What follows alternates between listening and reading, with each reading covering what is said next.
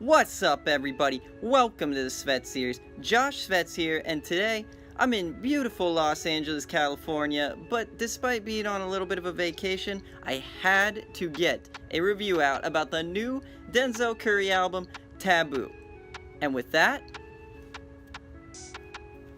let's go. Denzel Curry is a South Florida rapper who blew up around 2013 with his debut album Nostalgic 64, which featured a lot of takes on mental illness, some very dark and progressive production, as well as featuring one of his top singles, Threats. He followed that up with his Ta13OO EP, which continued to garner him buzz, enough to the point where XXL put him on the 2016 freshman cover. And then he followed that up with his dark and boombastic and aggressive, grimy, imperial. This really showcased a lot of what Denzel was going for on Nostalgic 64, but just didn't quite get there conceptually. Though there were some weaknesses here and there. Some of the melodies weren't as good. I also thought his singing could use quite a bit of work. But still, it was a very good project, and ultimately, Curry's absolutely aggressive and dark delivery packaged with one-liners and clever wordplay and just this overall aggression has really endeared him to the hip-hop head community. And leading up to this album, he was batting 1,000 with tracks like Sumo, just this very aggressive and dark boombastic banger, or the irresistibly catchy Clout Cobain. With his 3-act rollout marketing idea, he was releasing this album in 3 different parts: the light side, the gray side, and the dark side. And if you looked at the features list, it was easy to get excited with top-tier newcomers like JID and JPEG Mafia, just to name a few. Despite all of this excitement, could Curry pull off the consistency that he showed with those singles? Fuck yeah. This is easily the most ambitious and diverse project of Curry's career, with this mix of bright, lush production, but also trap instrumentals and very grimy, aggressive, dark, sometimes even rock-based beats. His whole arsenal is improved here as he gets better wordplay, better penmanship, much better use of references, as well as his flows. He doesn't just stick to one flow, he uses a bunch of diverse and different flows. But one thing he really improved was his singing. His singing on this is actually really damn good. And that singing immediately comes out with the opener Taboo, where Curry is playing off of spacey, jazzy instrumentals, but also working with very lush and bright synths to kind of counterbalance that. The type of subject matter he's diving into is more a perspective of pain. His pain, the world's pain, and this character Taboo's pain. And he talks about different kind of taboo things, actually, like molestation, the loss of innocence, the distrust of society and whatnot.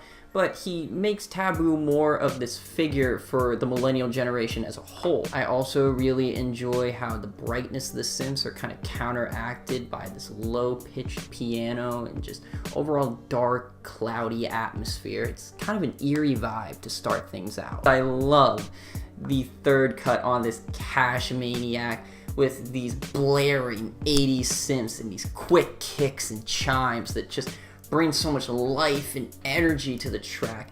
And I also really enjoy what Curry's talking about, kind of making note of that he understands where his future could go and has kind of a grasp of the type of direction he wants to take, but ultimately he has no idea what's going to happen because tomorrow is never promised. And this outro vocal work, if this is Curry on this soulful inflection, my god. Transitioning to Sumo, though, we've all heard this track at this point, but it's this very grimy, aggressive banger. This features some of Curry's best one-liners and most clever wordplay here. I really enjoy the line about handing out bricks like Shaq at the free throw. Super Saiyan is this braggadocious track, but it's not as aggressive as some of the cuts in the later part. Curry's more subdued here, he's dialing down the aggression, and it's kind of a nice change of pace from his usual hungry junkyard dog, I gotta get everything out. flow. And the outro is a legitimate tumble into madness. Just those instrumentals are kind of horrifying in a way, which works pretty well with the transition to switch it up, where Curry sounds completely unhinged and mentally unstable and just erratic. Here he's talking about paranoia, fake friends, and the overall state of his mental health. Curry really opens up about the deteriorating state of his psyche because of these factors, and while it may be short, it is just packed to the brim with introspection and interesting ideas to play with. Mad I Got It acts as a tribute to his dead homies like his brother Trayon Johnson, as well as Ta13OO, who he had a close relationship with. But twofold, it also addresses Curry's haters and people that think ill of him. But I think one of the biggest things with this track is just how sticky the hook is. Easily one of his stickiest. Big cheese, piling you speed, dialing you talk shit, but I keep smiling. Kinda like me. At my haters. And Clout Cobain also has an incredibly sticky and catchy hook. Probably one of his brightest and most interesting. Just, it's so easy to be singing that. Suicidal doors, call it Kurt Cobain. But actually, with all the brightness and catchiness of the hook, the song deals with some of the more darker ideas, talking about how fame has hurt him and really deteriorate his mental, but more in the state of how this outside pressure and outside people are the ones that have really brought him down. And it's truly a deep criticism of the clout chasing perspective.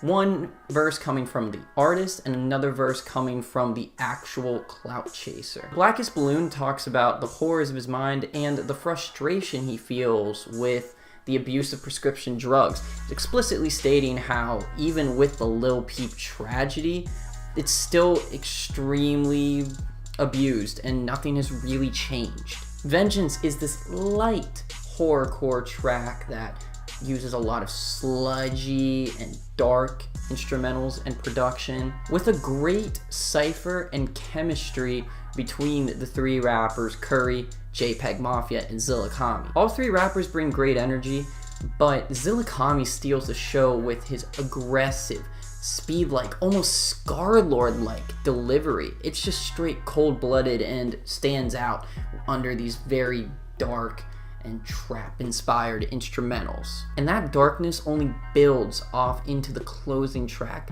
Black Metal Terrorist, with these dark 808 heavy bass drums and these eerie piano lines. It's arguably one of the best album closing tracks of 2018, with Curry doing exactly what he's saying he is on the hook.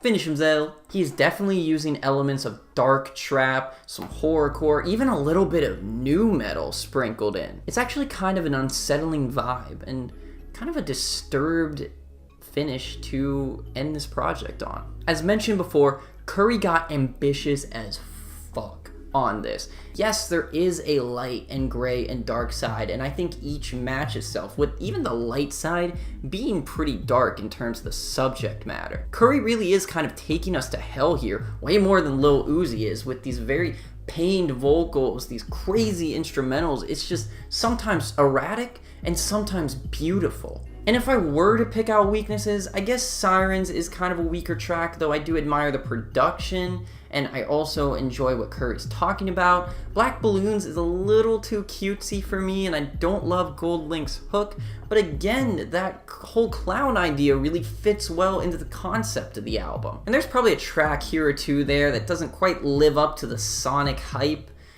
but like, at that point, we're just really nitpicking. One thing I will say is I felt like this was supposed to be a little bit more conceptual, and while I do think that there's some ideas that really connect well, and there's a lot of concepts that play off each other, as well as callbacks to different parts of the album, I don't think necessarily every track flowed perfectly together. He just improved in every aspect, really showing himself to be a true chameleon of rap. When you first heard him, you thought, well, maybe he's just gonna be in one lane, and no, he is not about that shit. He is really pushing himself on this record. This really dives into his psyche, making several comparisons to him and a clown, which I think is super relatable to the entertainer mindset and the creative mindset. because it's kind of this several different personalities of you're an entertainer, or you're a clown. Are you a clown to your friends? Are you a clown when you're making videos, when you're being a musician? You know, who is that real person inside? And this is evidenced by his lyrics, the cover art, and just the way that he uses circus music very subtly throughout a few of these tracks here. And personally, that idea of separating between the clown and the real person hits home for me. And I'm sure it hits home for a lot of entertainers and a lot of creatives. And this 13 track list makes it easy to digest, though. I came away wanting more tracks. That's just how good it was, but it's very easy to digest and it's very easy to re-listen to. And you're gonna have to re-listen to get all the themes. I still don't even know if I've grasped every single concept Curry is trying to throw here. But yeah, the project checked all the boxes and I genuinely love this thing. Now, I'm changing my rating system. No more A's, no more numbers, none of that shit. I'm going to use things that I would actually say when I'm talking to my friends and describing what I thought of an album. So if someone asked me what I thought of Denzel Curry's Taboo, I tell them I fucked with it heavy. But what did y'all think? Comment below and make your voice heard. Like, subscribe, and don't be afraid to criticize. This has been the Svetz series. Now send me your queries. Red and black sweater like my name is Freddy. Color spaghetti. I so messy. Pico khaki. Never lucky. Keep that 30 in my jacket. Look at the diamonds, they on hush mode.